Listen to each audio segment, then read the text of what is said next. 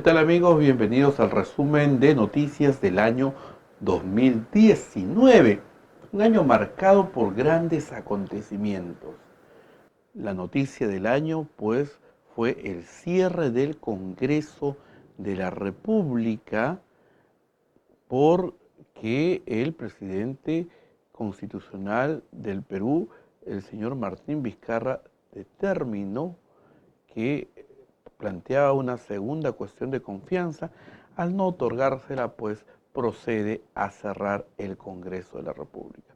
Otra de las noticias más destacadas del 2019 es el suicidio del señor Alan García Pérez, expresidente de la República, que se veía acorralado por todas las acusaciones que se venían. En este resumen anual vamos a ir contándoles el detalle mes por mes. Y el año terminó, el 2018, con la destitución de los dos fiscales que veían el caso Lavallato, Rafael Velabarba y el señor José Domingo Pérez. La gente protestó la noche de Año Nuevo del año 2019, al inicio del año, y una serie de acontecimientos empezaron a suceder. Elías, ¿qué tal? ¿Qué tal a todos los oyentes de Radio Santa Rosa y también televidentes? Así es, como tú lo has dicho, un año marcado por muchos hechos, donde en enero el protagonista fue el exfiscal de la Nación, Pedro Chávarri, quien ingresó a una de las oficinas del Ministerio Público para sustraer información que involucraba de manera directa a la señora Keiko Fujimori. Vamos a ver todo lo que pasó en el mes de enero. Elías Guillén nos cuenta los detalles. Mes de enero. He visto necesario, en la fecha, dejar sin efecto la designación de fiscal superior coordinador especial del grupo de fiscales Rafael Velabarba, así como la del fiscal provincial José Domingo Pérez Gómez, y designar a quienes lo reemplazarán en sus cargos. El 31 de diciembre, el entonces fiscal de la Nación, Pedro Chávarri, dio un mensaje que sorprendió a propios extraños. En una conferencia de prensa, el ex titular del Ministerio Público anunciaba la remoción de sus cargos a los fiscales Rafael Vela y José Domingo Pérez del caso Lavallato.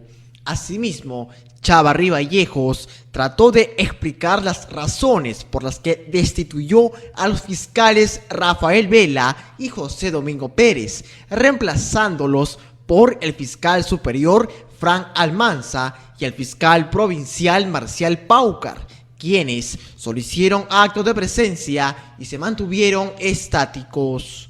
Dando al señor doctor Frank Robert Almanza Altamirano, fiscal superior provisional penal anticorrupción del Distrito Fiscal de Lima, como fiscal superior coordinador del equipo especial de fiscales, así como también incorporar al equipo especial de fiscales a otro fiscal capacitado académicamente, al igual que el doctor Almanza, académicos ellos preparados, fiscales de trayectoria con muchos conocimientos, al doctor Marcial Eloy Paucar Chapa, fiscal provincial titular penal de Lima. Señores periodistas, con este breve comunicado doy por cumplida la obligación del Ministerio Público en poner en conocimiento de las actividades que desarrollamos. Agregó que se expuso una serie de hechos que atentan contra el principio de jerarquía funcional del Ministerio Público y que también se ha vulnerado el principio a la reserva de la investigación. No obstante que ha sido decisión de mi despacho designar a los fiscales señalados para que integren este equipo especial al que me refiero, a través de los diferentes medios de comunicación se ha venido exponiendo una serie de hechos que atentan, como ha sido público, contra el principio de la jerarquía funcional, afectando la institucionalidad del Ministerio Público, así como también se viene vulnerando el principio de la reserva de la investigación, en claro desobedecimiento de los deberes de los fiscales en guardar reserva, la reserva debida en estos casos, que por su naturaleza o virtud de leyes o reglamentos así lo requieran. Chávarri insistió en que el fiscal provincial integrante del grupo de fiscales especiales del caso Lavallato, José Domingo Pérez, cuestionó su designación como fiscal de la Nación en entrevistas que dio a diferentes medios de comunicación, lo cual, según dijo, afecta no solo a su persona, sino a la autonomía del Ministerio Público. En efecto, se ha podido verificar que el fiscal provincial integrante del Grupo Especial de Fiscales, José Domingo Pérez Gómez, luego de su designación por parte de mi despacho, procedió a través de entrevistas en diferentes medios de comunicación a cuestionar mi elección, que se produjo por aclamación, vale decir, por unanimidad de la Junta de Fiscales Supremos, y de alguna manera cuestionando la confianza que el Pleno de la Junta de Fiscales Supremos depositaron en mi persona al momento de elegirme, conducta que ha sido reiterativa en diferentes medios, y así como también en diferentes circunstancias y lugares, y a través de medios de comunicación masivos. Hecho que no solamente, y esto quiero dejarlo bien en claro, no solamente afectan a mi persona, sino que ostensiblemente afectan a la autonomía del Ministerio Público.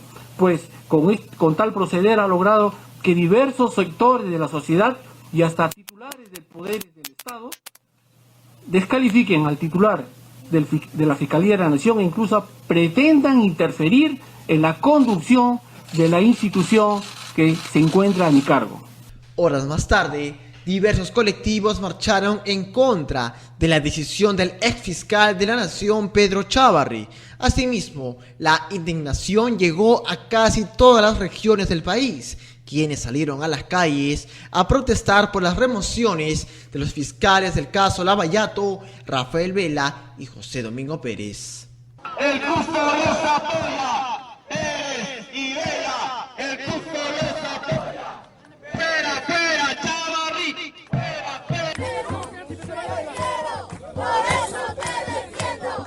Perú, te quiero, por eso te defiendo. Según manifestaron algunos ciudadanos, esta protesta fue solo el inicio de las que se realizaron en los siguientes días, en rechazo a la decisión del entonces fiscal de la Nación, la cual calificaron como una medida a favor de la impunidad.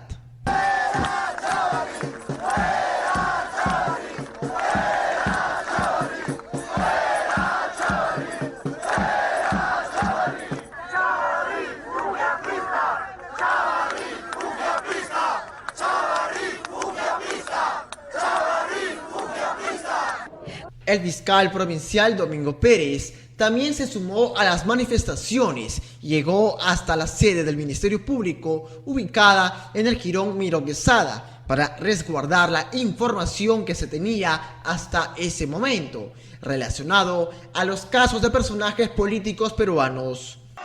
Lo que les solicito es seguir vigilantes, seguir con esta indignación, que se pueden lograr muchas cosas y el cambio de la sociedad que esperamos todos nosotros.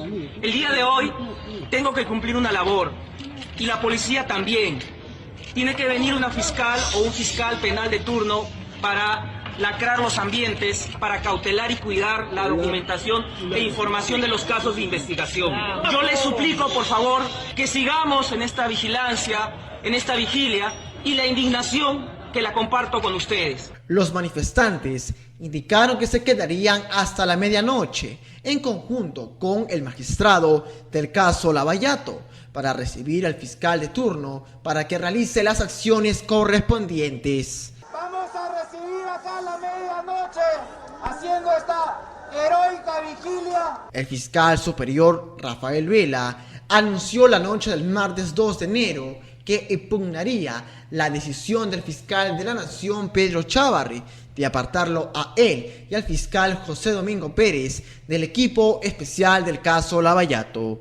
En una conferencia de prensa llevada en el distrito limeño de Jesús María desde las 7:45 de la noche, el fiscal superior cuestionó la determinación del titular del Ministerio Público, así como los argumentos que utilizó para explicar su decisión. Tomado la determinación de proceder a primera hora el día de mañana a impugnar la decisión del señor fiscal de la Nación que dispone nuestro cese de funciones en el equipo especial. Vamos a interponer a primera hora un recurso de apelación contra la decisión ilegal del señor fiscal de la Nación, para que esa decisión sea reexaminada por la Junta de Fiscales Supremos, en la que él no debe participar porque específicamente se va a pedir su inhibición. En ese sentido, el retirado coordinador del equipo especial del caso Lavallato indicó que uno de los propósitos de su impugnación será que se anulen todas las consecuencias de la decisión ilegal que nos ha sorprendido el día de ayer. En otro momento, Vela indicó que una de las intenciones de retirarlos del equipo especial tendría como trasfondo evitar que se suscriba el acuerdo final con la empresa brasileña Odebrecht. Que el convenio de colaboración eficaz, cuyo propósito de negociación era la obtención de importante cantidad de información, de testimonios de ejecutivos arrepentidos, no llegue a ser de conocimiento público, no llegue a ser de conocimiento de los órganos de administración de justicia, evitando y perjudicando la averiguación de la verdad. El presidente de la República, Martín Vizcarra, entregó horas después a la primera vicepresidenta del Congreso disuelto, Leila Chihuán, el proyecto de ley del Ejecutivo que propone modificar la ley orgánica del Ministerio Público y declarar en emergencia la institución. 13:30 ha sido ingresado al Congreso de la República el proyecto de ley número 3765-2018, que como lo hemos dicho, es el proyecto de ley que modifica la ley orgánica del Ministerio Público, decreto legislativo número 052, y declara en emergencia el Ministerio Público. La vicepresidenta del Congreso nos ha recibido y ha manifestado todo el interés que tiene este poder del Estado para atenderle con la prioridad del caso, dado que lo hemos presentado con carácter de urgencia. Me acompaña además como ejecutivo el premier, la vicepresidenta, como el ministro de Justicia. Además, amablemente, algunos congresistas también nos han recibido. Yo estoy seguro que le van a dar el trámite que corresponde. Sin embargo, Pedro Chávarri retrocedió y repuso a los fiscales Rafael Vela y José Domingo Pérez en sus cargos dentro del equipo especial del caso Lavallato. Además, dejó sin efecto el nombramiento de Frank Almanza y Marcial Paucar, a quienes había presentado hace días antes como los reemplazantes de Vela y Pérez Gómez. Días después, el coordinador del equipo especial del caso Lavallato, Rafael Vela, denunció que 3 personas violaron el lacrado de una de las oficinas de Juan Manuel Duarte, ex asesor del ex fiscal de la Nación Pedro Chávarri, que ingresaron al inmueble para sustraer documentos. Según las primeras pesquisas y las imágenes que se obtuvieron de las cámaras de seguridad, estos sujetos pertenecían al resguardo policial y escolta de Pedro Chávarri. Estos fueron identificados como Robles, Arias y Rodríguez Zabaleta. Las cámaras de seguridad registran la fecha del sábado 5 de enero, un día después del primer allanamiento a las 15:36 horas, debido a la gravedad del hecho de no respetar un proceso judicial. El fiscal Vela anunció que se pondrá en conocimiento esta situación ilegal. Cabe resaltar que con una autorización judicial otorgada por el juez Concepción Carguancho, el fiscal José Domingo Pérez procedió al allanamiento de la oficina de Juan Manuel Duarte en la sede principal del Ministerio Público, ubicado en la avenida Abancay. Sin embargo, se registró un incidente, pues la oficina objeto de allanamiento no era la de Duarte, como se identificó inicialmente, por lo que se puso en conocimiento al juez Richard Concepción Carguancho para que al día siguiente se autorice el allanamiento de los ambientes designados, que se corroborarán con la nueva información. Ante esto, el fiscal Pérez procedió a lacrar y sellar la puerta de la oficina en cuestión para evitar una posible sustracción de documentos que precisamente ocurrió.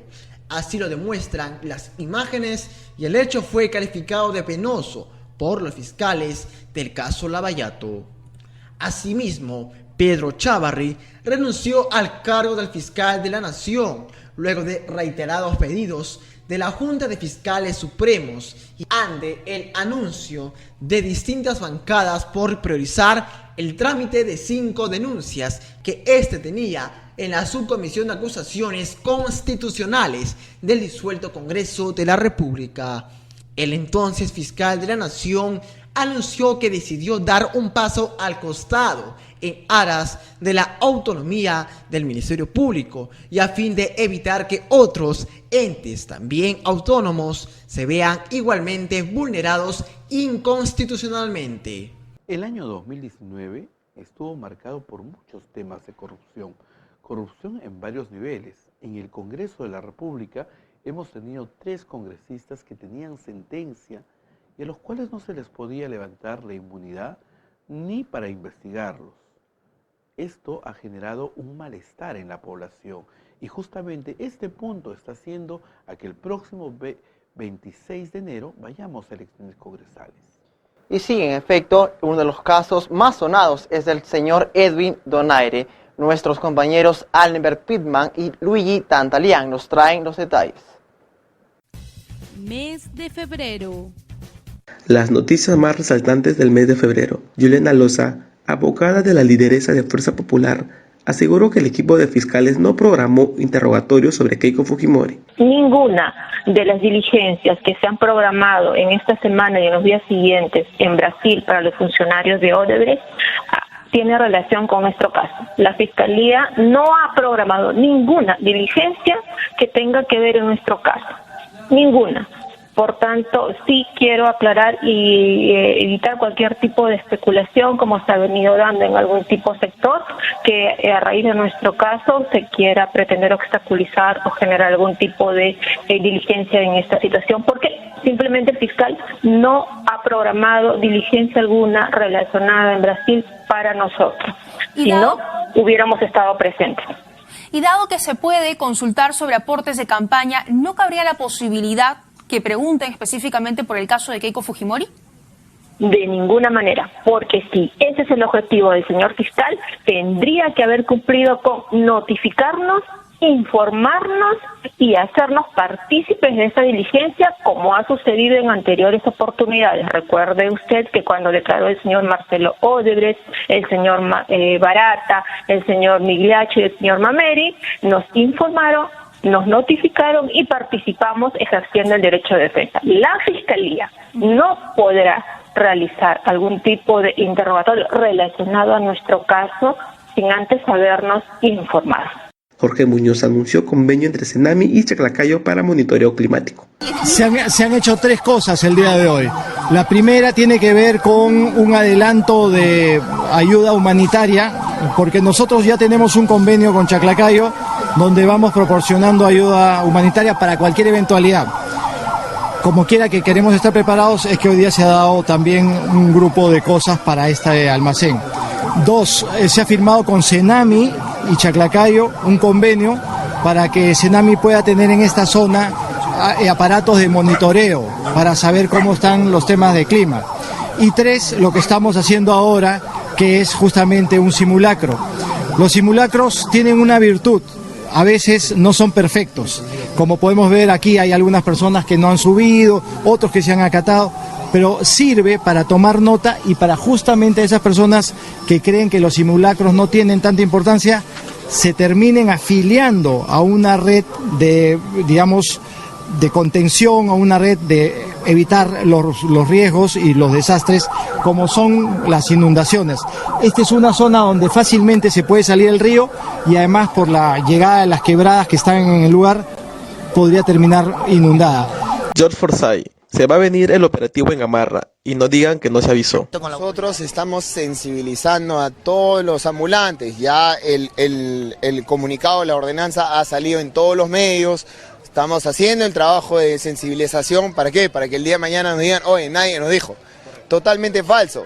Todos, y yo les aseguro que cada ambulante en Gamarra sabe que está prohibido. ¿Cuáles son los puntos que se han ajustado para que a partir de hoy se pueda modificar y se pueda entrar en vigencia? Se han normado diferentes tipos de comercio ambulatorio, se han normado las zonas y es un pedido, digamos, explícito de la policía. Es decir, ¿quiénes no deben estar en Gamarra? ahorita ninguno. Todo el comercio ambulatorio está prohibido. Las canillitas, emolientes y los lustrabotas están normados ya tienen otra legalidad, pero a partir de ahí todos están totalmente prohibidos. Estamos hablando precisamente de las personas que están con ropa, con ganchos afuera, todos ellos. Sí, pero por supuesto, pues esto es el cáncer que se está comiendo al país. ¿Por qué? Porque los formales están pagando sus impuestos, sus tributos. Y los informales pues no pagan simplemente nada. ¿Y de dónde creen que viene esa ropa? La ropa viene contrabando de Puno. La ropa es segunda mano. Entonces nos estamos comiendo toda la cadena porque Gamarra es el punto de venta. Gamarra simplemente es el punto de venta. Hay una cadena de producción detrás. Entonces comprenderán que el problema es mucho más grande que simplemente Gamarra.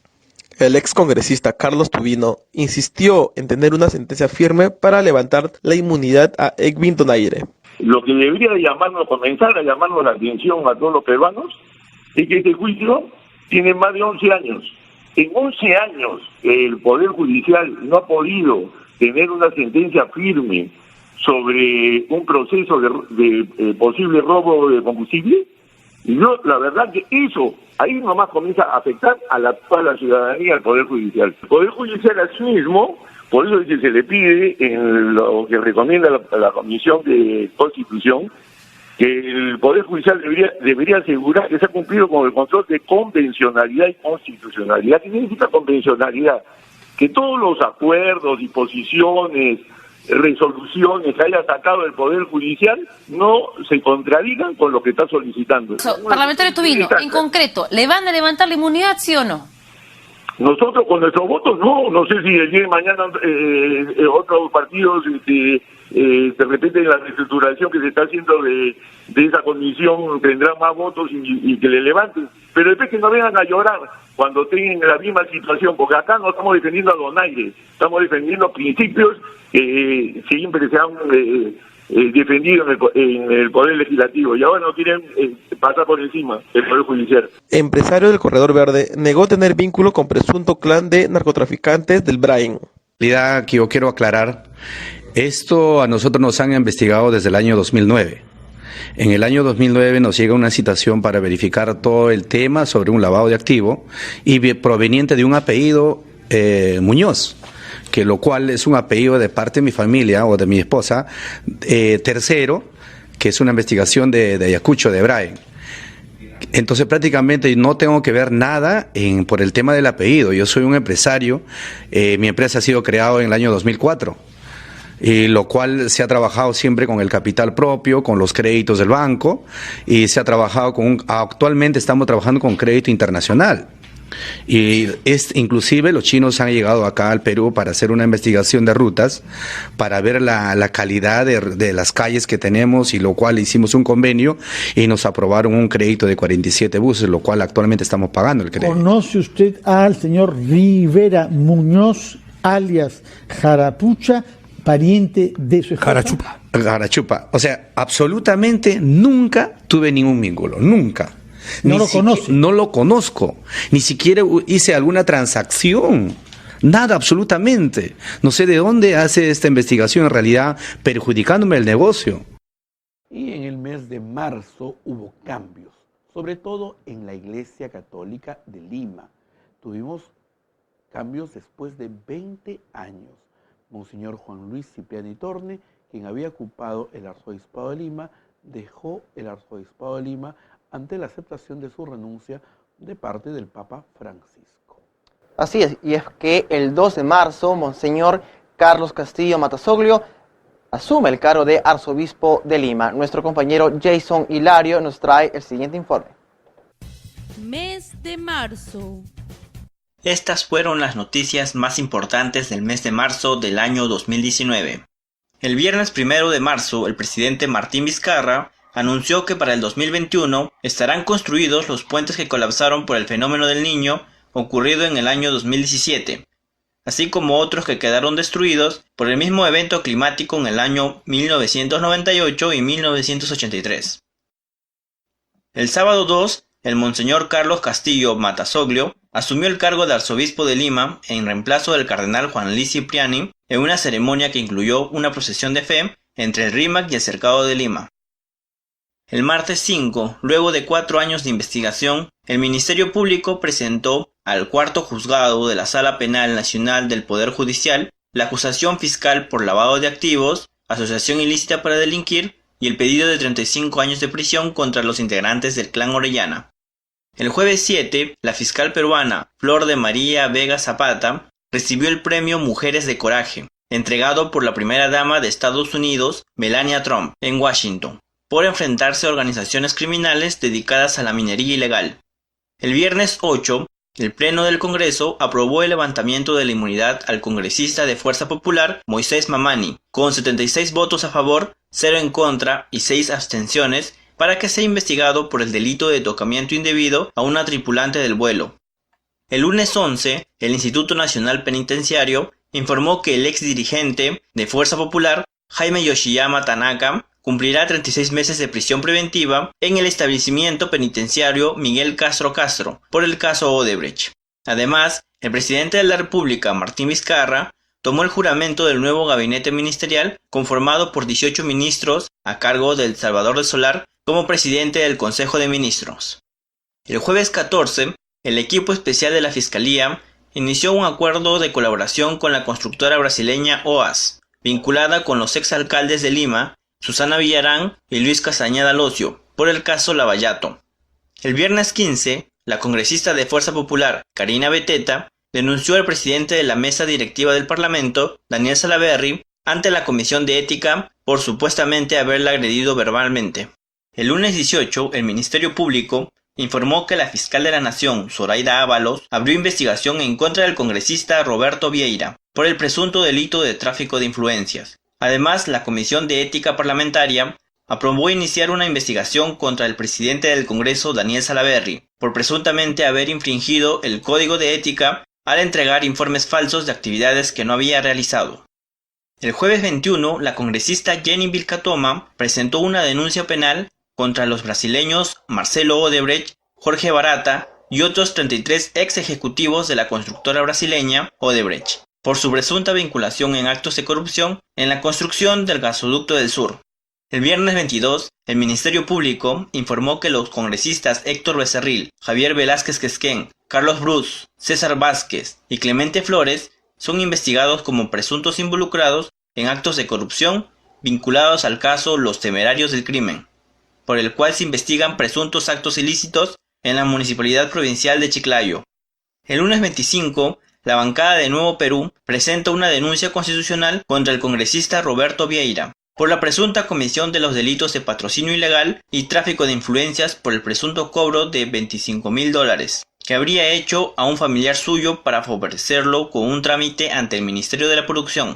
El sábado 30 se llevó a cabo el mayor movimiento ambiental en historia, conocido como la Hora del Planeta, que se realiza cada año en todo el mundo y que busca concientizar a todos los habitantes del planeta sobre el cambio climático y la conservación de la naturaleza. Las investigaciones en el caso Odebrecht fueron avanzando.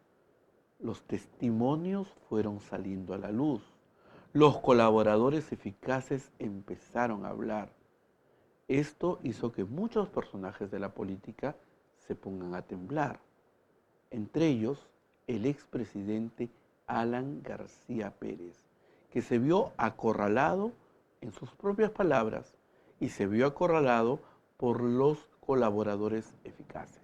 Así es, y es que el día 17 de abril el ex jefe de Estado decidió quitarse la vida en su vivienda. Nuestro compañero Franco Lastarria nos trae el siguiente resumen.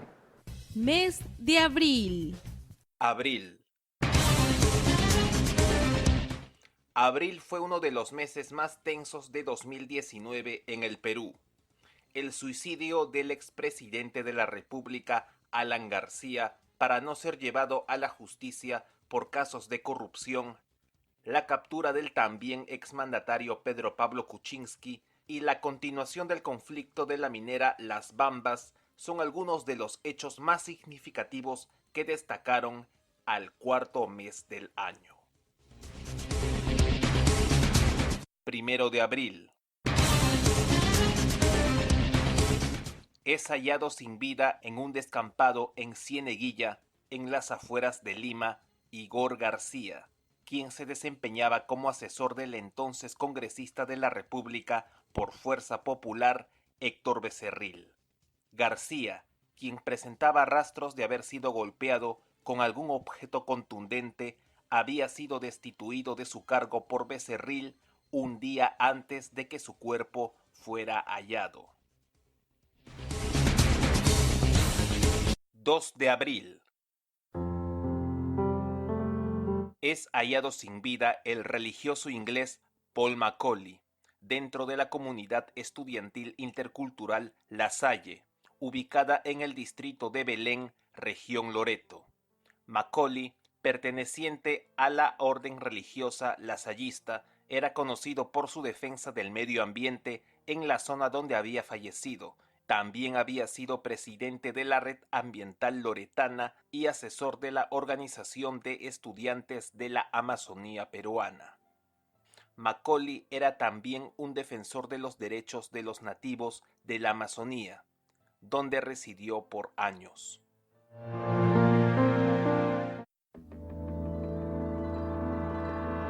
La denuncia constitucional presentada en febrero contra el exfiscal de la Nación, Pedro Chávarri, por el deslacrado ilegal de una oficina del Ministerio Público cuando ésta era intervenida por el fiscal José Domingo Pérez, fue archivada con votos del APRA y Fuerza Popular en la Subcomisión de Acusaciones Constitucionales del Congreso de la República. Los alcaldes de Lima, Jorge Muñoz, y de San Martín de Porres, Julio Chávez, no acudieron a la sesión por la Comisión de Transportes del Congreso de la República. Allí, ambas autoridades municipales iban a tratar el incendio del bus de la empresa Saggi, ocurrido el último domingo en el exterminal de Fiori, en San Martín de Porres.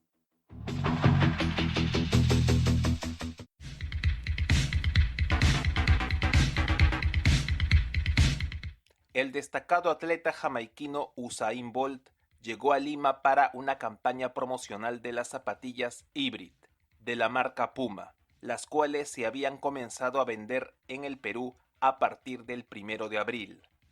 Bolt es considerado como el mejor velocista de todos los tiempos, tras haber ganado la medalla de oro en los Juegos Olímpicos de Pekín 2008, Londres 2012 y Río de Janeiro 2016. 3 de abril. El legislador Johnny Lescano fue suspendido por 120 días del Congreso de la República, después de que el Pleno del Parlamento aprobara por mayoría un informe final de la Comisión de Ética debido a que fue denunciado por una periodista por acoso sexual. La sanción tuvo 76 votos a favor, 0 en contra y 15 abstenciones.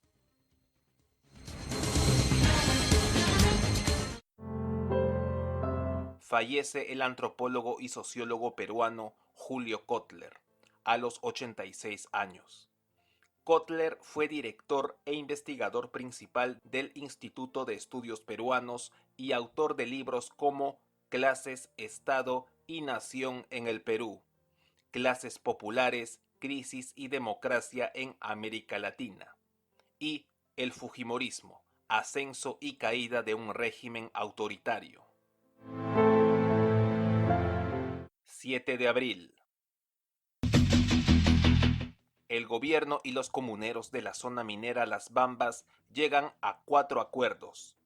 El primer acuerdo, que la comunidad campesina de Fuerabamba restablecerá y liberará el tránsito en la carretera que atraviesa el fundo Yabi-Yabi, desbloqueando las carreteras para que la circulación de vehículos y las actividades económicas se restablezcan.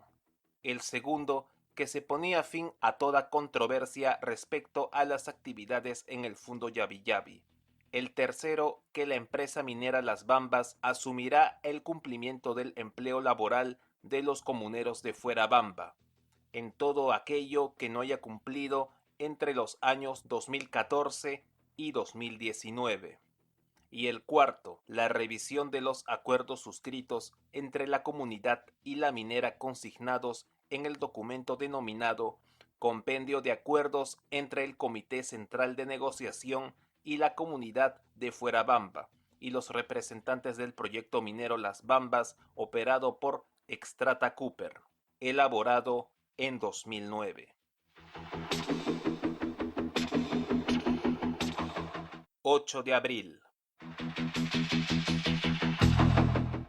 El presidente de la comunidad de Fuerabamba, Gregorio Rojas, rectificó el acuerdo realizado con el gobierno del presidente de la República, Martín Vizcarra, anotando que la decisión de dejar libre la vía hacia la minera Las Bambas deberá ser aprobada por los miembros de su comunidad. Aún así, el bloqueo en la carretera de Yabi-Yabi persistía pese a este acuerdo. 10 de abril. El Poder Judicial ordenó la detención preliminar del expresidente de la República, Pedro Pablo Kuczynski, por presunto delito de lavado de activos en el caso Odebrecht. La Corte Superior Especializada en Delitos de Crimen Organizado y Corrupción de Funcionarios pidió que su detención sea de 10 días. Kuczynski es detenido, así como también sus cercanos Gloria Kizik-Wagner y José Luis Bernaola Ñuflo. 11 de abril. La Audiencia Nacional de España en Madrid decide concederle libertad provisional al ex juez supremo César Inostroza. De acuerdo al órgano judicial, el riesgo de fuga de Inostroza había disminuido, y eso permitió el decreto de su libertad provisional. 15 de abril.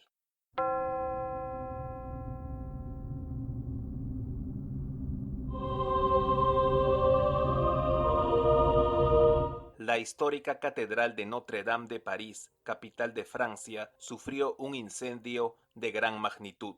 Producto de las fuertes llamas, se derrumbó la aguja central del templo. Su reconstrucción podría tardar 5 años. 17 de abril, miércoles santo.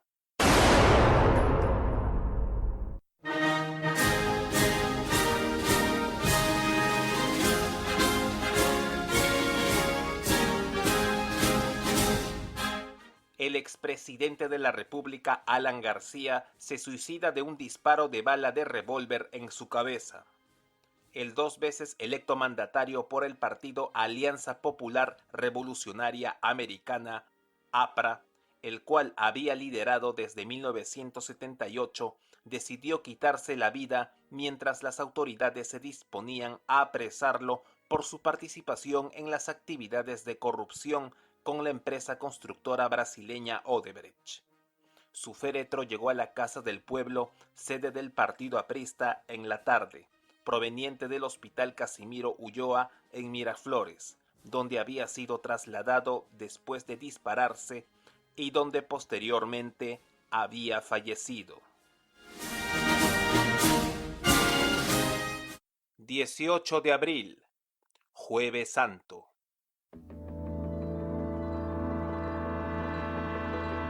Continúa el velatorio del expresidente de la República, Alan García, en la Casa del Pueblo, a donde asisten el cardenal emérito Juan Luis Cipriani, el ex candidato de Acción Popular para las elecciones presidenciales en 2016 y antiguo militante aprista Alfredo Barnechea, los líderes del Partido Popular Cristiano Luis Bedoya Reyes, Lourdes Flores Nano y Alberto Beingolea, así como otras personalidades de la política peruana. Alfredo Barnechea. Qué sorpresa que hubiera una orden de detención que causó esta trágica decisión el 16 de abril. ¿Qué pasa con la caída, con las encuestas? ¿Tenga alguna relación? Hay que terminar el contubernio de la mafia judicial con los improvisados del gobierno. Luis Bedoya Reyes.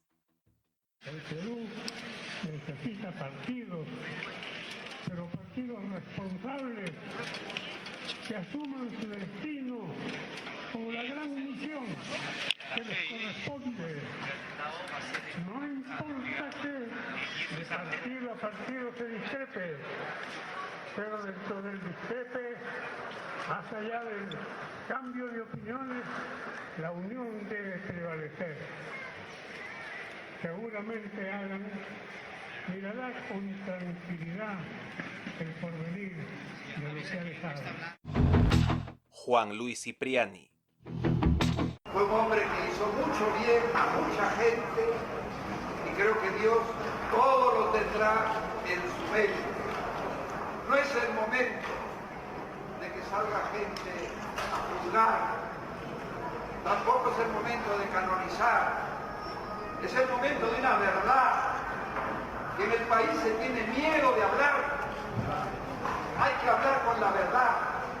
La Iglesia perdona, la Iglesia tiene misericordia y es madre. Ya nuestro hermano Alan, hoy le pedimos a Dios con esa firmeza, perdónalo y acógelo. Y le decimos al país, basta de tanta persecución y maldad. Tengamos el coraje, magnanimidad, alma grande, de acoger a los que piensan diferente, y acabar con esta persecución, que no es en nombre de la justicia, es en nombre del abuso. El poder político solo es servicio. Cuando se convierte en abuso, no es respetable. Por eso, permítanme elevar la voz, sabiendo que Alan en este momento delante de Dios estará implorando por sus pecados. No es momento de peleas, de Semana Santa. El expresidente de la República, Ollanta Humala, intentó asistir al velorio, pero fue echado a gritos por los militantes del Partido de la Estrella, a pesar de haber tenido el permiso de dos de los hombres más cercanos a García, los entonces congresistas Mauricio Mulder y Jorge del Castillo. Entre las personas que evitaron el ingreso del líder de izquierda estaba Federico Dantón García, último hijo del fallecido exmandatario, con solo 14 años. En otros temas, el Corredor Azul comienza a emplear la tarjeta Lima Paz, con la que los pasajeros serán permitidos de ingresar a este bus. El uso de la tarjeta también es para ingresar al bus metropolitano. 19 de abril, Viernes Santo. Nuestros adversarios optaron por la estrategia de criminalizarme durante más de 30 años, pero jamás encontraron nada y los derroté nuevamente, porque nunca encontrarán más que sus especulaciones y frustraciones. No hubo ni habrá cuentas, ni sobornos, ni riqueza.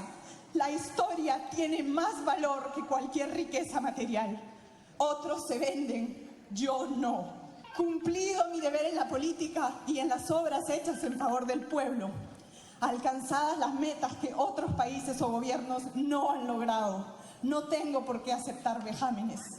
He visto a otros desfilar esposados, guardando su miserable existencia, pero Alan García no tiene por qué sufrir esas injusticias y circos. Por eso, le dejo a mis hijos la dignidad de mis decisiones, a mis compañeros una señal de orgullo y mi cadáver como una muestra de mi desprecio hacia mis adversarios, porque ya cumplí la misión que me impuse. Papá, entregaste tu vida a tu país y partiste con convicción y la frente en alto. Tu última enseñanza fue una lección de valentía y dignidad. Verás que el tiempo y la verdad te darán el lugar en la historia que te mereces.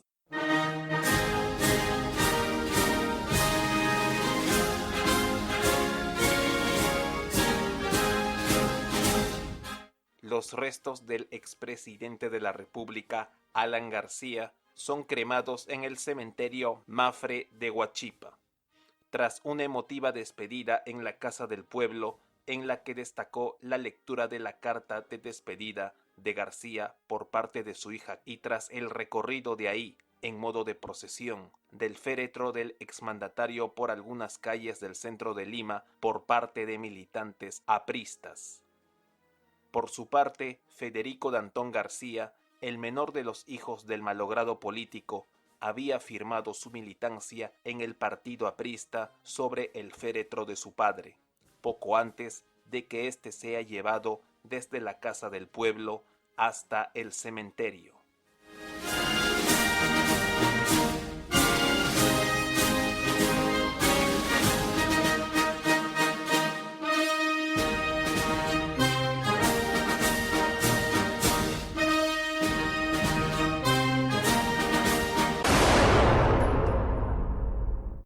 De abril. El presidente de la comunidad de Fuerabamba, Gregorio Santos, amenazó con reiniciar el bloqueo de carreteras si no se archivan las denuncias penales contra 500 comuneros. También anunció que solicitó una mesa de diálogo para el 24 de abril, manifestando esperar que este asunto sea atendido. De igual modo, pidió la asistencia de representantes del Poder Judicial para esa reunión. 22 de abril. Se realiza una reunión entre representantes del gobierno central y autoridades de la provincia de Chumbivilcas por el conflicto Las Bambas. Allí, la minera Las Bambas ofreció a los representantes de las comunidades de la provincia una cantidad de 18 millones de soles por 6 años para una obra social, la cual este último grupo rechazó.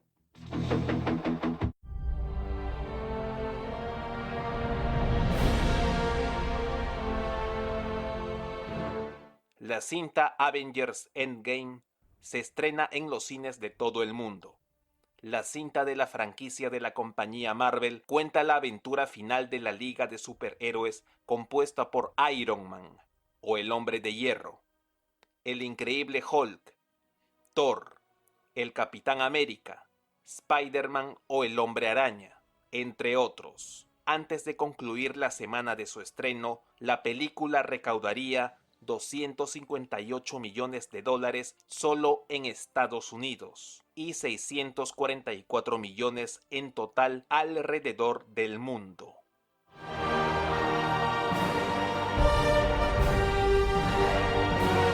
...24 de abril...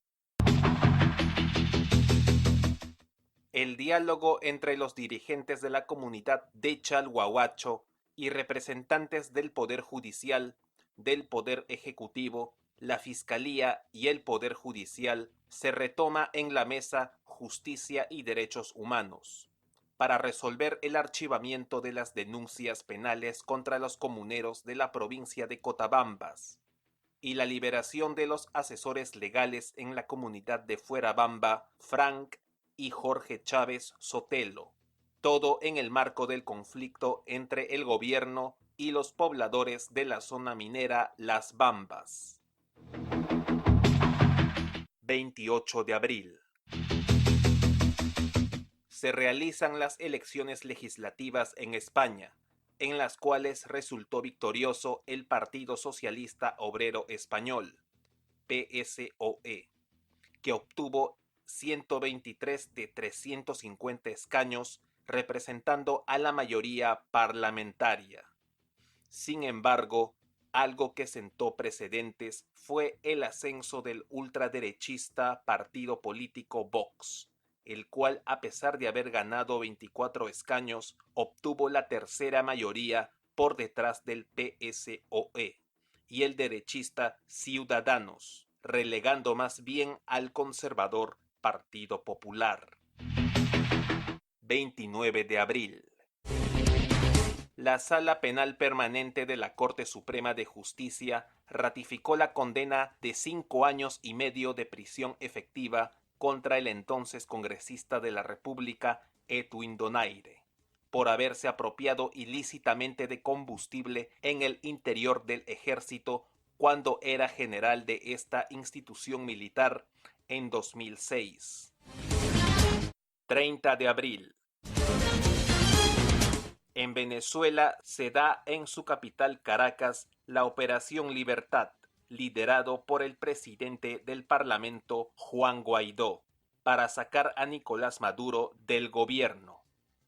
El resultado es de 109 heridos, 1 muerto y 40 detenidos.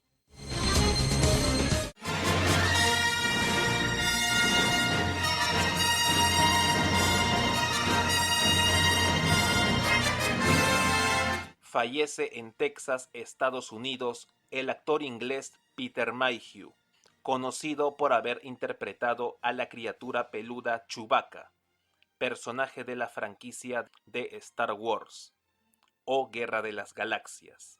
Mayhew, de 74 años, ya llevaba tiempo sufriendo problemas de salud.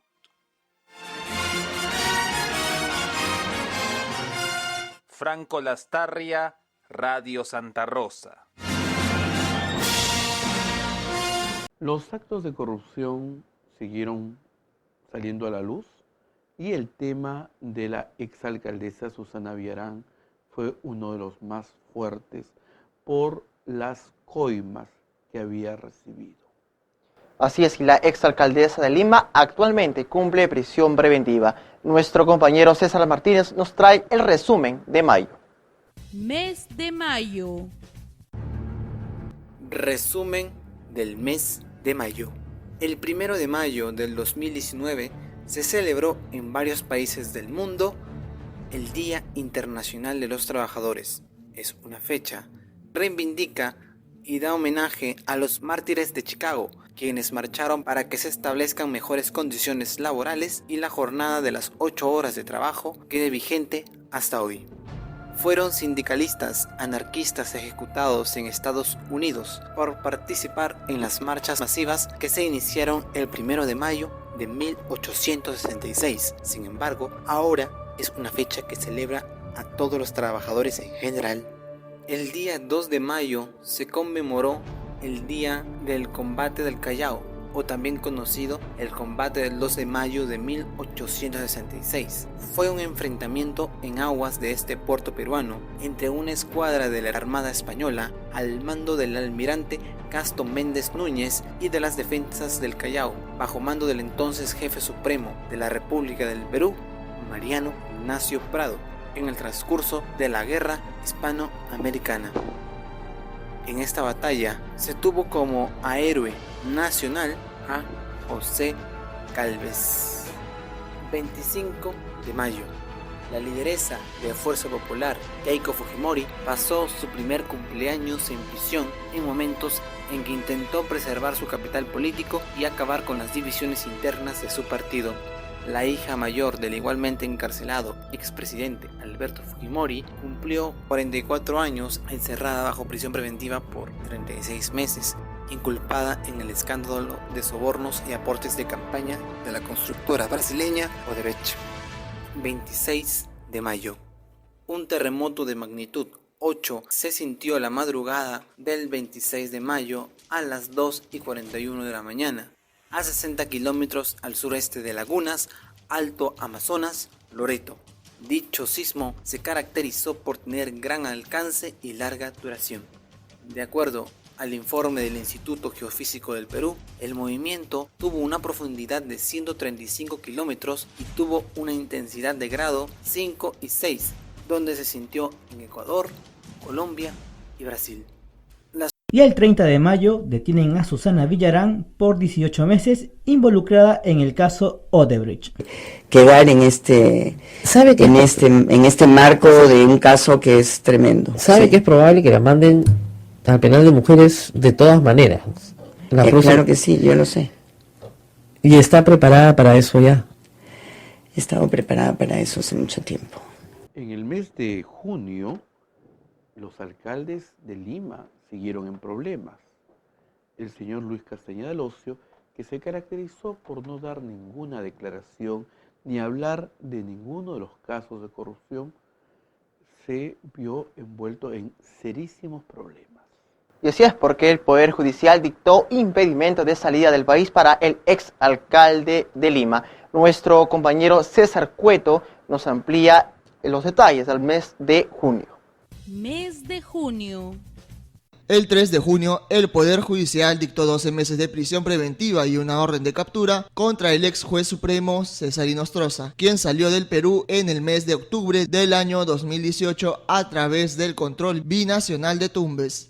El ex magistrado es investigado por el presunto delito de cohecho activo genérico por el caso de su fuga a España. Este comunicado se hizo llegar a través de la cuenta de Twitter del Ministerio Público, el cual informaba que la Fiscalía Especializada en Delitos de Corrupción de Funcionarios de Tumbes consiguió que el Juzgado Supraprovisional Anticorrupción de esa ciudad emitiera dicha decisión contra César Inostroza. El organismo había pedido 18 meses de prisión preventiva. El ex juez supremo, que afronta un proceso de extradición, salió del territorio peruano aparentemente con la ayuda de la ex funcionaria de Migraciones, Jennifer Bustamante Moretti, pese a tener una orden de impedimento de salida del país por el caso Los Cuellos Blancos del Puerto.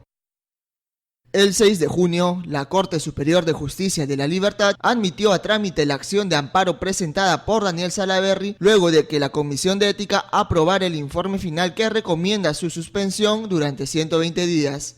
De acuerdo con el documento, este fue presentado en contra de los miembros del grupo de trabajo, así como a la presidenta, la parlamentaria de Peruanos por el Cambio, Janet Sánchez. También están incluidos el procurador público a cargo de los asuntos judiciales del Congreso, el secretario de la Comisión de Ética, Eloy Ricardo Narváez. El órgano judicial determinó que se notifique a los demandados para que en un plazo de 5 días contesten a la demanda en el modo y forma de ley.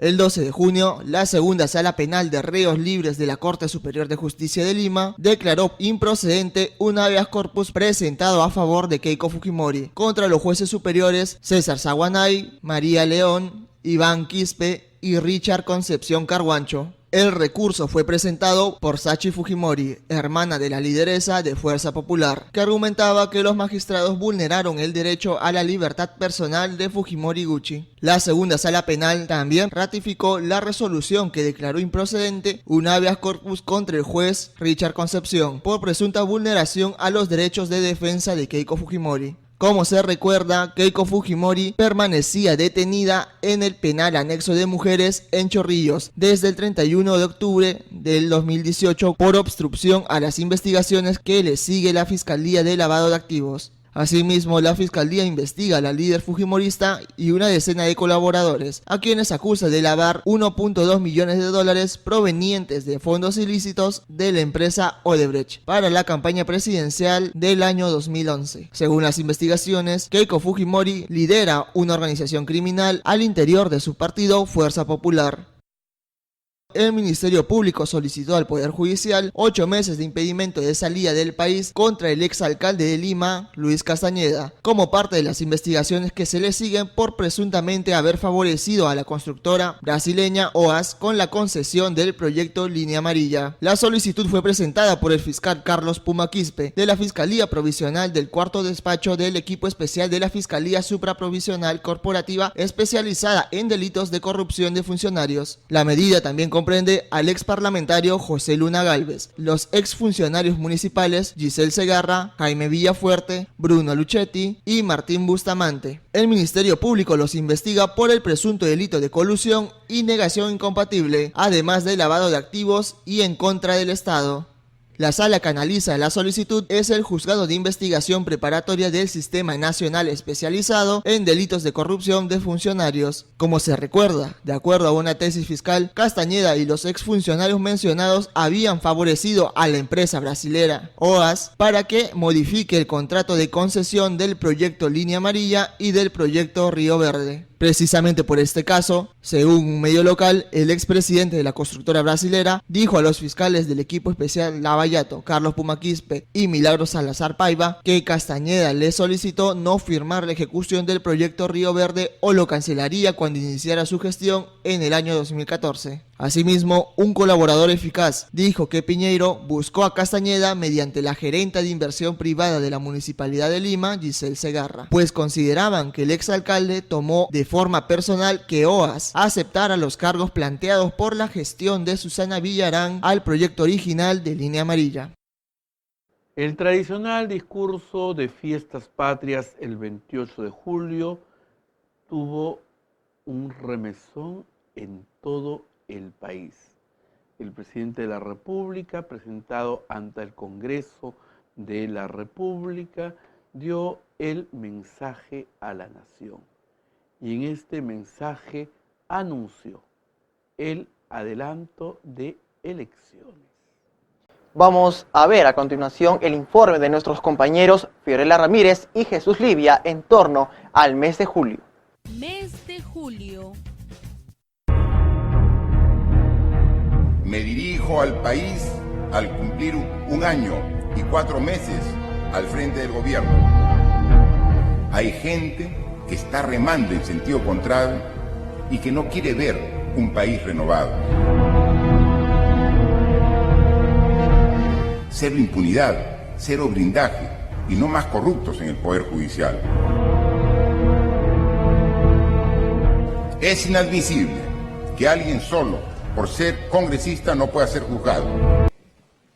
Al Congreso, una reforma constitucional de adelanto de elecciones generales que implica el recorte del mandato congresal al 28 de julio del 2020. Sin duda alguna, uno de los hechos más impactantes durante el mes de julio fue el anuncio del presidente Martín Vizcarra en su mensaje de Fiestas Patrias, donde presentó el proyecto de reforma constitucional que establece adelanto de elecciones generales, el cual provocó el choque de poderes entre el Ejecutivo y Legislativo. Aunque ello implique que todos nos tengamos que ir. Señores congresistas, el Perú primero. Recuperemos la confianza de la gente y demostrémosle al país que todos, sin importar banderas políticas, estamos unidos en la lucha contra la corrupción. En medio de gritos y aplausos, el mandatario anunció su proyecto a la ciudadanía, generando reacciones en los parlamentarios que no tomaron nada bien este anuncio,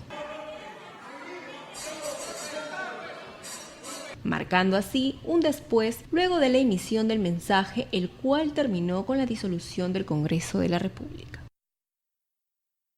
A mí no me quieren juzgar, me quieren colgar. ¿Cuándo me han entregado 20 millones de dólares? ¿Cómo? ¿En qué circunstancias? ¿En qué banco? El exmandatario Alejandro Toledo fue capturado por mandato de extradición el pasado 16 de julio de 2019 en Estados Unidos, luego de encontrarse prófugo por más de 2 años. Durante la audiencia que confirmó su detención, el fiscal federal Elis reveló que el FBI reportó que Toledo tenía una maleta con $40,000, el cual el exmandatario no supo justificar el origen del dinero. ¿Alguna palabra? Quieren juzgar, me quieren colgar. Por eso es la persecución política. Toledo Manrique es investigado por el presunto delito de corrupción y lavado de activos por el caso de Odebrecht y quien habría recibido sobornos por la licitación de la carretera interoceánica sur por el monto de $20,000. por el cual el Poder Judicial dictó 18 meses de prisión preventiva.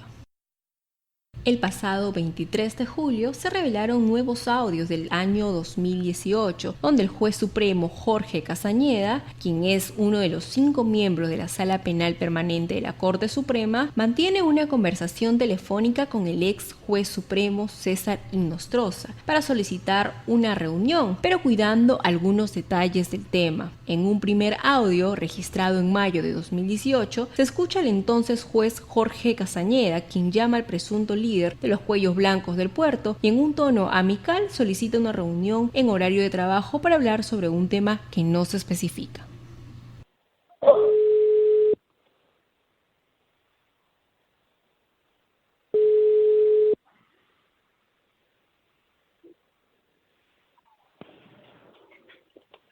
Aló. ¿Doctor Castañeda? Mi querido doctor, ¿cómo es usted? Buenas tardes, ¿qué tal? Recién acabo de César Inostroza. Sí, ya sé. ¿Cómo está, mi querido doctor? Dime. ¿Querías hablar, me dice, o dio mala información? No, está bien. Quería, como tío, quería visitarla un rato para conversar de forma, no en su despacho. ¿Va a venir más tarde o mañana temprano? Ya.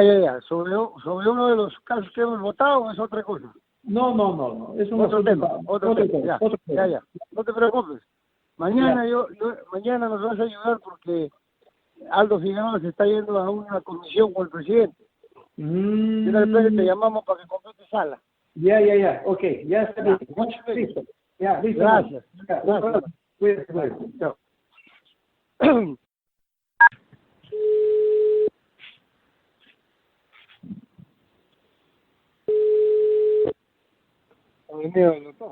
Aló. ¿Dónde estás, hermano?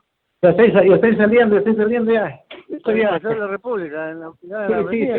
Ya estoy saliendo ya por la puerta principal, estoy saliendo. El segundo audio fue registrado el 4 de junio de 2018 y se escucha a Inostroza Pareachi convocar a Castañeda Espinosa para dialogar. Esto sucedió 2 días antes de la audiencia programada por el caso Álvarez, quien es procesado por delitos contra los derechos humanos.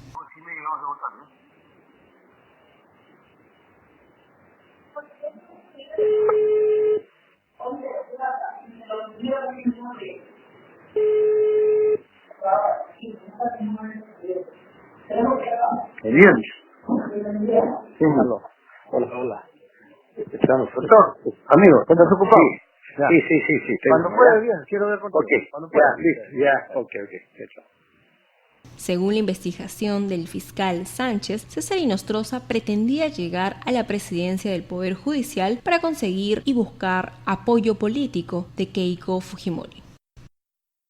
Todo el año ha estado marcado por las investigaciones, las colaboraciones eficaces y la aparición de documentos que ponían a nuestros políticos de verdad en serísimas preocupaciones. Y así es, porque Jorge Barata entregó documentaciones a la Fiscalía donde se comprobaba el pago de $1 millón hacia la campaña de Keiko Fujimori. Vamos a ver el resumen del mes de agosto de nuestro compañero Jamie Lafón. Mes de agosto. En el mes de agosto, el ambiente político estuvo lleno de diferentes opiniones en cuanto al adelanto de elecciones planteado por el Poder Legislativo. En especial, la mayoría de parlamentarios que se negaban a esta reforma, ya que el país pasaba por una serie de corrupción y malestares sociales. Sin embargo, solo apelaban a sus intereses y no por el bien público y la voz de la sociedad, que demandaba con fuerza el avance de este proyecto. El presidente del Perú, Martín Vizcarra, manifestó que el país debe tener un año de transición ordenada y el adelanto de elecciones para el 2020 es una salida a la crisis institucional de confrontación permanente entre el Ejecutivo y el Legislativo, debido a los dimes y diretes entre diferentes poderes del Estado, como también las discrepancias que tuvo con la vicepresidenta Mercedes Arauz por el motivo de no haberle avisado y discutido antes la decisión del adelanto de elecciones. Sin embargo, el presidente del Perú indica que mantiene una relación buena con Arauz, pero las constantes contradicciones desarrollaron un clima pesado entre el mandatario y la vicepresidenta. Por otro lado, Mercedes Arauz indica que le es difícil confiar en el presidente Martín Vizcarra y también procurará que el Poder Ejecutivo y el Poder Legislativo terminen sus mandatos en el año 2021. Los parlamentarios de Fuerza Popular fueron los que tomaron una posición en contra del adelanto de elecciones, resaltando que la salida de la crisis política entre el Ejecutivo y el Legislativo era que se retire o se archive el proyecto de ley presentado por el gobierno para que se adelanten las elecciones. El vocero fujimorista, Carlos Tubino, afirmó que esta decisión ha sido tomada con apresuramiento por los asesores del presidente. Sin embargo, esta decisión fue por las constantes trabas que ponía el Congreso para aprobar un proyecto de ley del Poder Ejecutivo. Arauz también se mostró en contra del proyecto de adelanto de elecciones planteado por el presidente Martín Vizcarra, sosteniendo que, si bien hay una crisis política, ella busca arreglar los problemas con el diálogo y su principal objetivo es que respetará el mandato constitucional para que pueda culminar positivamente en el año 2021. El jefe del gabinete ministerial, Salvador del Solar, se mostró optimista en cuanto al proyecto de adelanto de elecciones, ya que confía que las conversaciones con las diferentes bancadas del Congreso de la República para que así se logren impulsar esta reforma. Además, sostiene que para el Parlamento es una propuesta inesperada y, por lo tanto, sería irreal asumir que va a tener una respuesta inmediata. El Premier está seguro que el diálogo abrirá puertas para salir de esta crisis política. Las declaraciones y documentos que dio Jorge Barata a la Fiscalía del Perú por el caso Lavallato involucró a la lideresa de Fuerza Popular, Keiko Fujimori, donde entregó documentación que corrobora la entrega de $500.000 para su campaña política. Este monto representa uno de los aportes por un total de $1.2 millones que Odebrecht entregó a la campaña de Fujimori en el 2011, según comentó los fiscales encargados en el caso Lavallato. También presentó documentación que corrobora el aporte financiero de la constructora brasileña a la campaña electoral de Lourdes Flores Nano en el año 2010, cuando postuló como candidata a la alcaldía de Lima por el Partido Popular Cristiano PPC. El exgerente de Odebrecht en el Perú, Rindade Serra, dijo que el pago fue hecho en 4 partes de $50.000 a través del abogado Horacio Canepa, investigado por presuntos arbitrajes irregulares a favor de Odebrecht, y a quien la constructora le dio $3 millones, además de la entrega de $20 y $30.000 a la campaña presidencial de Lourdes Flores en el año 2006. Las declaraciones de Barata también involucraron al ex jefe del gabinete ministerial, César Villanueva, quien indicó que la constructora brasileña realizó 2 pagos de $30.000 para la adjudicación de la construcción de la carretera Cuñumbuque Zapatero San José de Sisa en San Martín. La obra se dio en el año 2009, fecha que coincide en el periodo de su gestión. Sin embargo, en anteriores ocasiones el ex jefe negó tener relación con Odebrecht, a pesar de que afirmara que su hijo César Villanueva Ruiz trabajaba en Odebrecht, en la Asociación Amazónica de Fomento de la Inversión Privada Amazimber, informó Jamie Lafón, Radio Santa Rosa. Septiembre fue un mes muy tenso para la política nacional. Todos los días se hablaba de una posible presentación de una segunda cuestión de confianza. Con esto significaría que el presidente Martín Vizcarra quedaba en la posibilidad de cerrar el Congreso de la República. El Congreso, dominado por el fujiaprismo, no midió las consecuencias y no le otorgó la cuestión de confianza. Así es, Abel, porque a las 5 de la tarde del día 30 de septiembre, el presidente de la República, Martín Vizcarra, anunciaba la disolución del Parlamento. Nuestros compañeros Betty Terrones, Gabriela Zabaleta y César Cueto nos traen los detalles del mes de septiembre. Mes de septiembre. En el mes de septiembre hubo enfrentamientos políticos entre el Congreso de la República y el Poder Ejecutivo. Fueron días en los que entonces parlamentarios argumentan que el gobierno no estaba desarrollando un trabajo a futuro. El 3 de septiembre, el congresista Daniel Salaverry arremetió contra su ex bancada Fuerza Popular al presentar sus descargos en el debate previo a la votación en el Pleno del Congreso que aprobó suspenderlo por 120 días. En un alegato de menos de 2 minutos y medio, Salaverry hizo alusiones a denuncias presentadas contra otros congresistas y a quienes no se ha sometido a un proceso de sanción. ¿A mí se me acusa acaso de tener trabajadores fantasmas? ¿Se me acusa de haber contratado en mi despacho o en el Congreso, haciendo uso indebido de mi cargo de congresista, a mi sobrino? ¿Se me acusa acaso de haberle recortado el sueldo a mis trabajadores? ¿Se me acusa de haber promovido leyes en favor de la pesca negra, de los casinos? No, señor presidente, yo no he cometido ninguno de esos hechos que he mencionado. A mí se me quiere imponer la máxima sanción de 120 días por unos documentos que no he elaborado ni he firmado, como lo he demostrado con un peritaje presentado a la Comisión de Ética. Además, reiteró que ha demostrado con pericias que no presentó información falsa en un informe de semana de representación, caso por el que la Comisión de Ética recomendó suspenderlo. Daniel Salaverry cerró su intervención afirmando que nada va a impedir que siga trabajando por el país y que volverá para seguir enfrentando la corrupción. Cumplan nomás con su consigna, ejecuten su venganza. Nada va a impedir que yo siga trabajando por mi país, presidente. Nada lo va a impedir. Declaró en el hemiciclo. 5 de septiembre.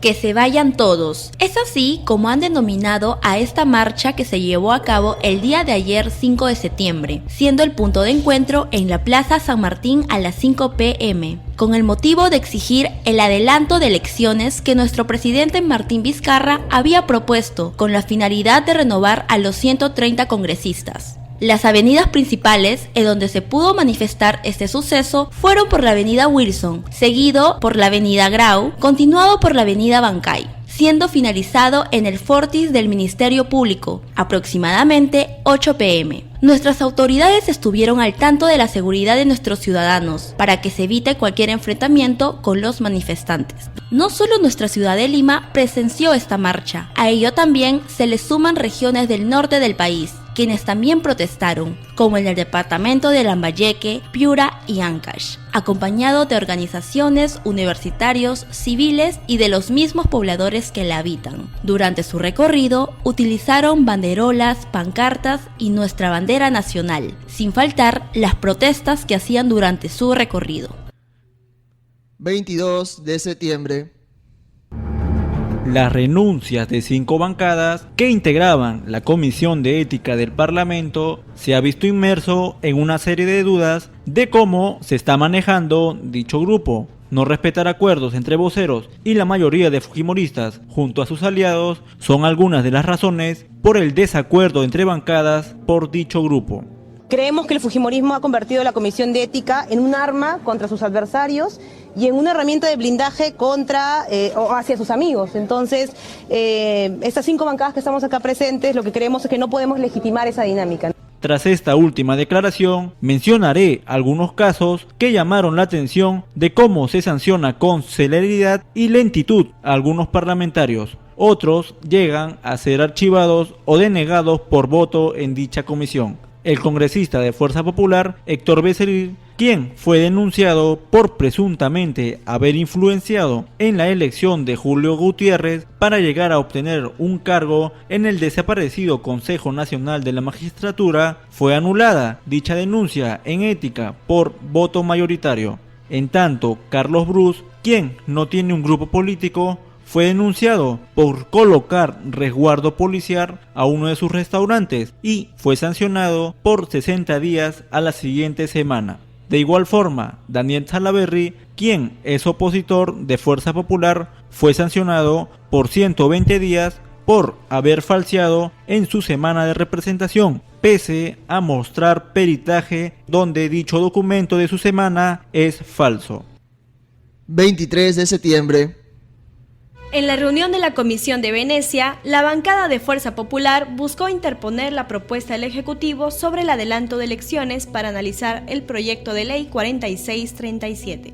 En representación del organismo europeo asistieron los miembros titulares como José Castella, Domingo Hernández, el suplente de Luis Vargas y el secretario Tomás Márquez, además de el jefe de División de Cooperación y el jefe de Asuntos Internacionales Alberto Guevara. La comisión inició al promediar las 3:30 de la tarde, donde la presidenta de Constitución, Rosa Bartra, le concedió la palabra a José Castella, quien aclaró que la Comisión de Venecia no define la constitucionalidad de la iniciativa de ley del gobierno. El primer fujimorista que arremetió en contra de la comisión fue Octavio Salazar, quien dijo que el Ejecutivo pretende aprobar el proyecto con la amenaza de disolución del Congreso, así como la parlamentaria Jenny Vilcatoma, quien exclamó que las iniciativas del gobierno han traído emboscadas al Congreso de la República. Por otro lado, el legislador Héctor Becerril criticó la prisión preventiva de la lideresa de Fuerza Popular, Keiko Fujimori. En cambio, el congresista de Nuevo Perú, Alberto Quintanilla, recalcó que este proyecto es una medida necesaria para renovar la clase política. Cabe recordar que en la Comisión de Venecia dialogarán con constitucionalistas invitados por el presidente del Congreso, Pedro Olechea. Como se sabe, este órgano consultivo emitirá su opinión entre el 11 y 12 de octubre.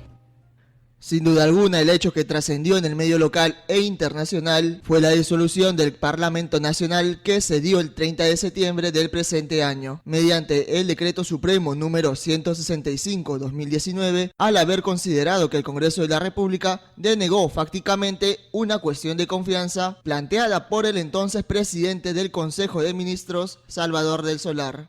El 30 de septiembre, el presidente de la República, Martín Vizcarra, salió a dar un mensaje a la nación luego de tener una reunión privada con su primer ministro, Salvador del Solar, además de los miembros de su gabinete ministerial por más de una hora. 5:33 de la tarde, los peruanos tensos estaban al tanto de lo que iba a anunciar el mandatario tras el bochornoso espectáculo que brindó el Parlamento. Ante la denegación fáctica de la confianza y en respeto irrestricto de la Constitución Política del Perú, he decidido disolver constitucionalmente el Congreso y llamar a elecciones de congresistas de la República. En paralelo, en el Parlamento se estaba votando si es que se aceptaba la cuestión de confianza presentada por el Ejecutivo. A pesar de darles la confianza con un amplio favorecimiento a otorgarle, veían desde su teléfono móvil el mensaje a la nación que daba el mandatario. Las caras largas de hasta ese momento, los parlamentarios fujimoristas, apristas y la bancada de Contigo fue de desconcierto. Un desesperado accionar por parte de la congresista Jenny Vilcatoma presentó una moción de vacancia en el Pleno por incapacidad moral, el cual registró el voto de 86 congresistas presentes. Al final, el Pleno aprobó con los 86 integrantes de suspender al mandatario. Alrededor de las 8 de la noche, dentro del Palacio de Gobierno, el presidente de la República continuaba con el proceso de disolución del Parlamento. Asimismo, Vizcarra nombraba al exministro de Justicia, Vicente Ceballos, como su nuevo presidente del Consejo de Ministros. Pasado las 9 de la noche, los peruanos nos enteramos de que el presidente del Parlamento, Pedro Olechea, informó que la vicepresidenta de la República, Mercedes Arauz, asume como presidenta del Perú encargada. El rechazo de la población tras el anuncio de que habrá una segunda presidenta en el Perú era inminente. Aunque ya el presidente de la República, Martín Vizcarra, ya estaba gestionando la disolución del Parlamento y las nuevas elecciones congresales para su publicación en el diario El Peruano. Estos fueron los hechos más memorables que marcarán la historia del Perú, que la población peruana recordará el inicio de una nueva etapa de nuestro país a 2 años de la llegada del Bicentenario. Una luz se abrió en el mes del Señor de los Milagros, una luz en el camino negro de la corrupción. Los 3 congresistas que estaban amparados por la inmunidad parlamentaria empezaron a perder ese poder. Y uno de ellos fue Edwin Donaire, quien fue capturado por la policía en Puente Piedra. Nuestra compañera Ruth Casamayor nos trae el resumen del mes de octubre. Mes de octubre. Mes de octubre. El jueves 10 de octubre, Keiko Fujimori cumplió un año desde que fue detenida provisionalmente por caso Cócteles. La lideresa de Fuerza Popular fue detenida de manera preliminar en una sede del Ministerio Público como parte de las investigaciones por presuntos aportes ilegales de la constructora brasileña Odebrecht. Keiko Fujimori fue detenida cuando acudía a brindar su declaración. Sin embargo, 7 días después, la segunda Sala Penal de Apelaciones revocó la orden de detención preliminar. La orden de detención contra la lideresa de Fuerza Popular incluyó a otras 19 personas, entre ellas Jaime Yoshiyama y Augusto Bedoya, todos investigados por supuestamente haber participado en la recepción y ocultamiento de fondos de la constructora brasileña Odebrecht para la campaña presidencial de Keiko Fujimori en el año 2011. La detención preliminar había sido dictada por un plazo de 10 días por el juez de investigación preparatoria Richard Concepción Carguancho, quien aprobó el pedido del fiscal del equipo especial Lavallato, José Domingo Pérez. También en este mes de octubre, el Tribunal Constitucional rechazó incorporar al primo de Pedro Ollechea como magistrado. El Pleno del Tribunal Constitucional acordó con 5 votos denegar el ingreso a Gonzalo Ortiz de Ceballos, primo de Pedro Ollechea, como nuevo tribuno, pues cuestionado proceso de su elección en el disuelto Congreso no se había concluido. Se desestimó el nombramiento con 5 votos en contra y 2 a favor. Los magistrados José Luis Ardón y Augusto Ferrero votaron para que Gonzalo Ortiz de Ceballos sea incluido como nuevo miembro del Tribunal Constitucional, mientras que Ernesto Blume, Manuel Miranda, Marianela Ledesma, Carlos Ramos y Eloy Espinosa se opusieron a su incorporación.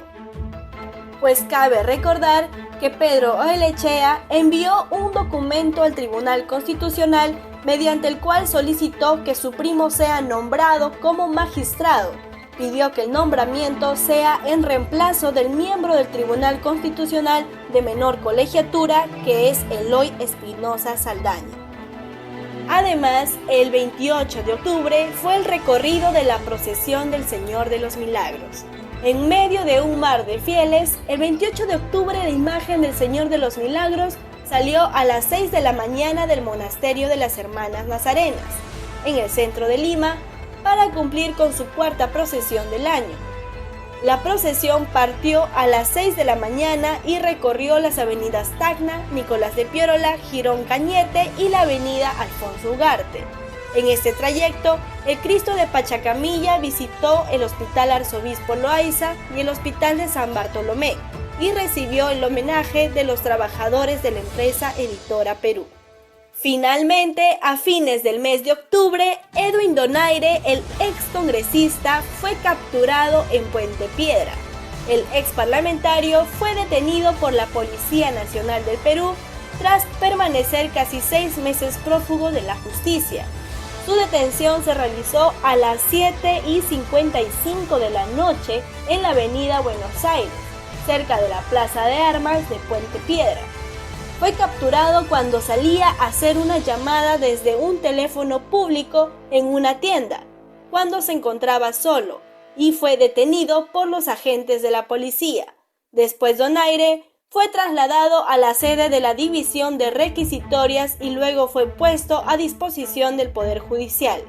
Unas horas más tarde, el excongresista fue trasladado en un helicóptero de la policía desde el distrito de Puente Piedra hasta la sede del Ministerio del Interior, en San Isidro. Desde allí fue llevado a la sede de Requisitorias. Los fiscales que dieron con su paradero le encontraron una mochila y dentro tenía una peluca. Finalmente, ya que Donaire no opuso resistencia al momento de ser detenido y que colaboró con los agentes, luego de ser sometido a un examen médico y fue puesto a disposición del Poder Judicial, le dictó una sentencia de 5 años de cárcel por el caso Gasolinazo. Y estas fueron las noticias más resaltantes del mes de octubre.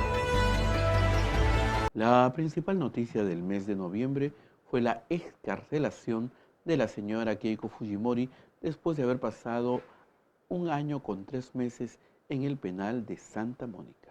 Así es, porque el Tribunal Constitucional admitió el habeas corpus de la lideresa de Fuerza Popular Keiko Fujimori.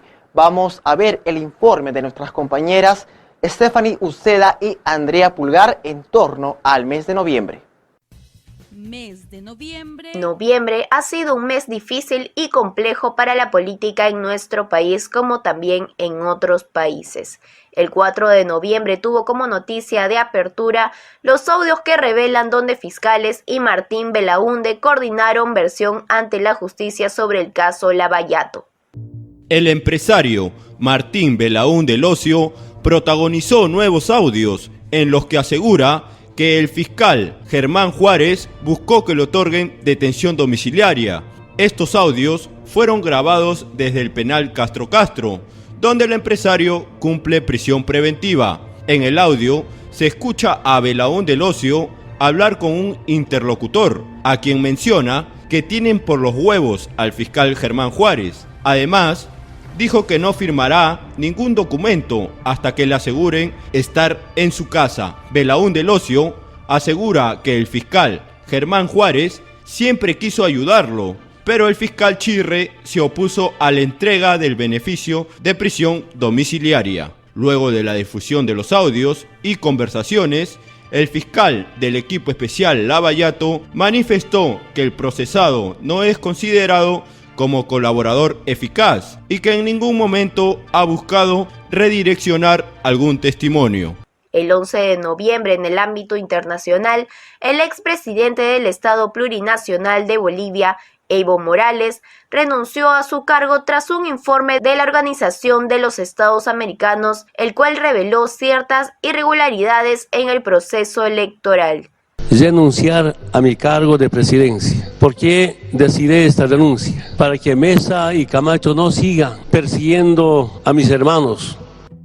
Luego de casi 14 años, Evo Morales renunció a la presidencia de Bolivia. Esto debido a las acusaciones de fraude electoral del pasado 20 de octubre, pues el Tribunal Supremo Electoral de Bolivia afirmaba que Morales había obtenido la victoria en las elecciones en primera vuelta, al obtener por una diferencia de 10 puntos a su opositor Carlos Mesa, minimizando la posibilidad de una segunda vuelta entre Morales y Mesa. Pero de acuerdo a un informe de la Organización de Estados Americanos, este señala de irregularidades muy graves a las elecciones y manipulación al sistema informático, concluyendo que resulta estadísticamente improbable que haya obtenido el 10% de diferencia para evitar una segunda vuelta. De igual manera, la Organización de Estados Americanos señala haber obtenido actas físicas y firmas falsificadas, por lo cual recomiendan realizar otro proceso electoral. Debido al conteo rápido de resultados en las elecciones bolivianas, tuvo como consecuencia distintas huelgas y paros por las principales ciudades de Bolivia, que partía de la oposición de Evo Morales, que buscaban su renuncia. El jefe de la Policía Nacional de Bolivia, Yuri Calderón, solicitó la renuncia de Evo Morales con el fin de pacificar al pueblo de Bolivia.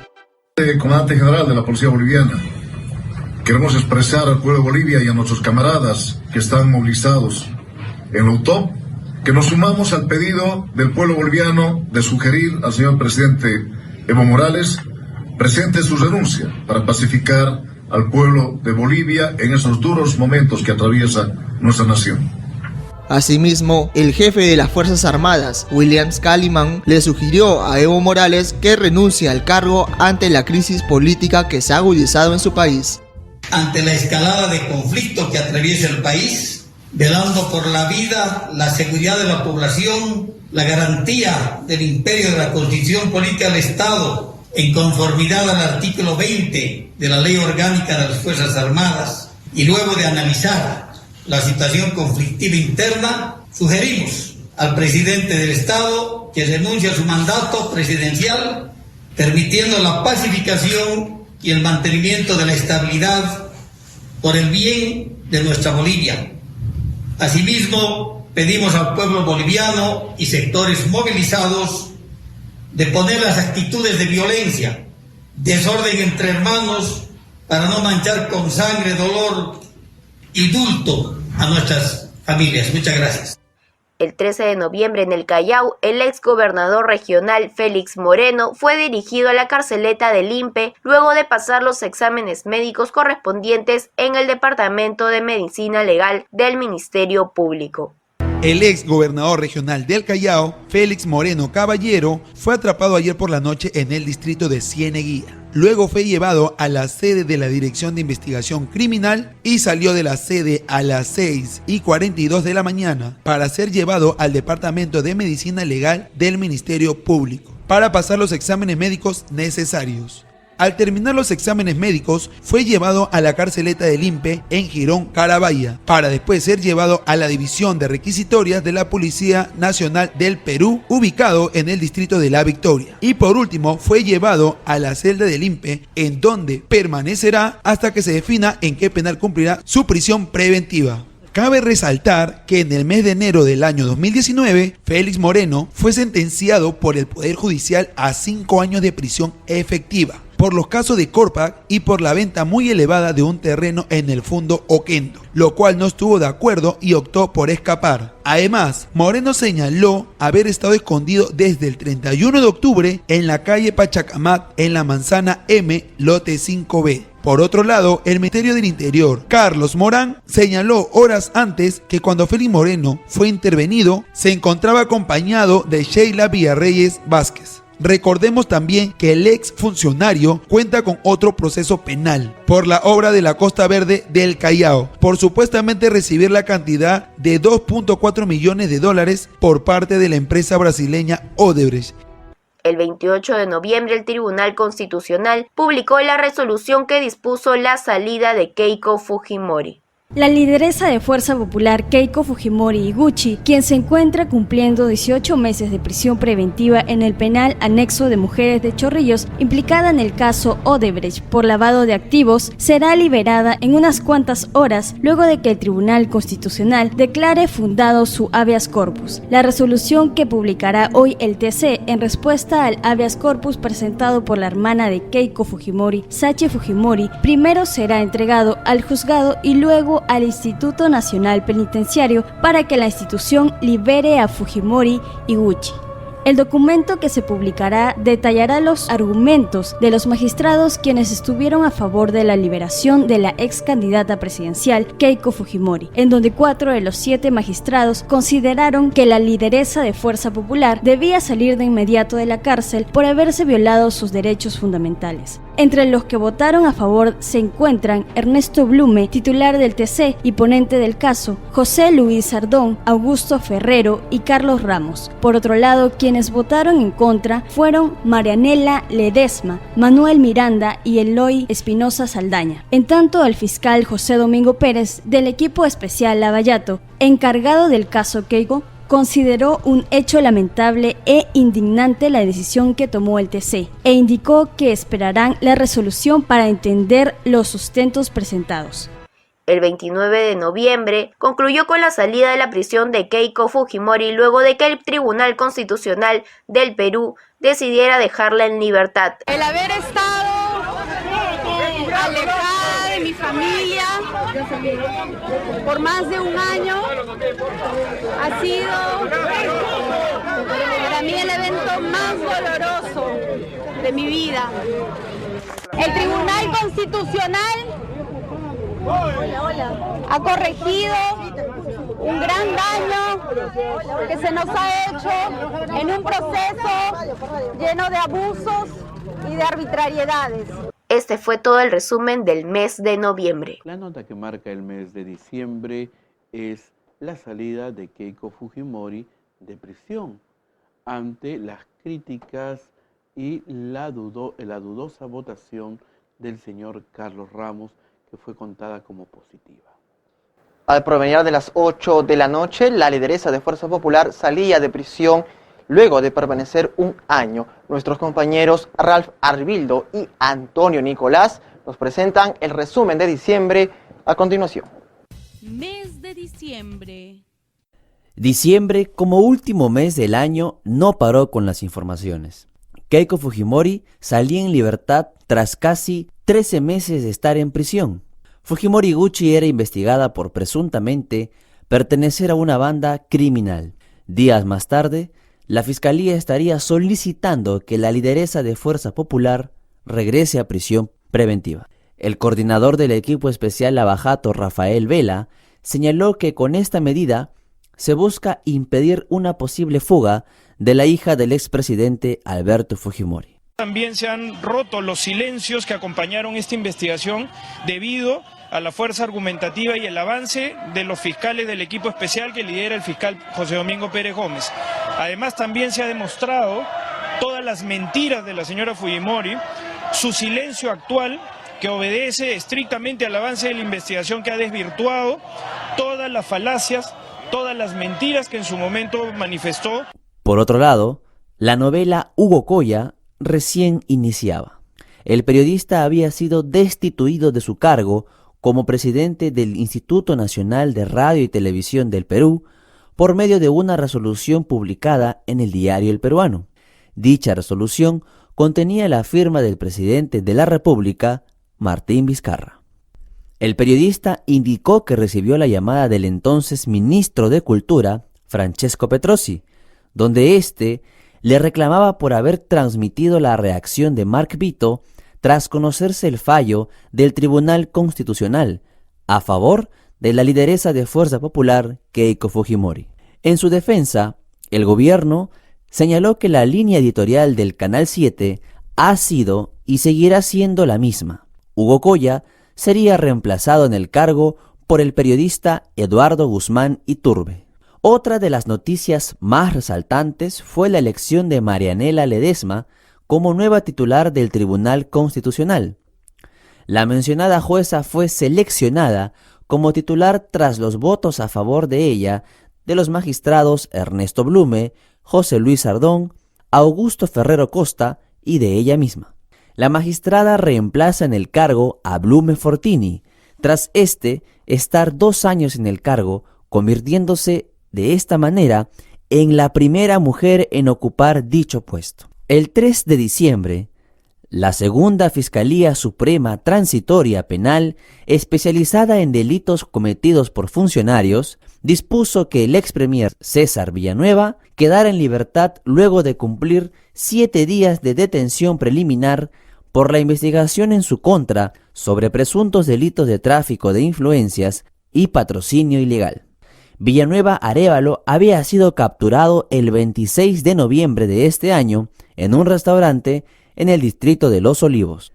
El 15 de diciembre, Carlos Gabriel Edgardo Campos Zapata y Alexandra Antonella Porras Ingados, ambos trabajadores de la empresa de comida rápida McDonald's, fallecieron luego de recibir una descarga eléctrica cuando realizaban mantenimiento en la cocina del local.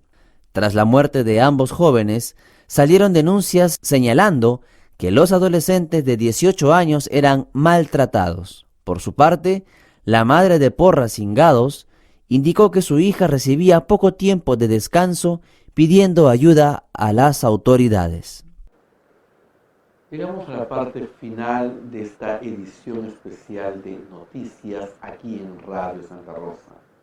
Muchísimas gracias a cada uno de nuestros colegas que durante el año 2019 han estado bregando día a día para llevarles la información a cada uno de ustedes, a nuestros reporteros, a nuestros redactores, a nuestros editores, camarógrafos, a cada uno de ellos nuestra eterna gratitud.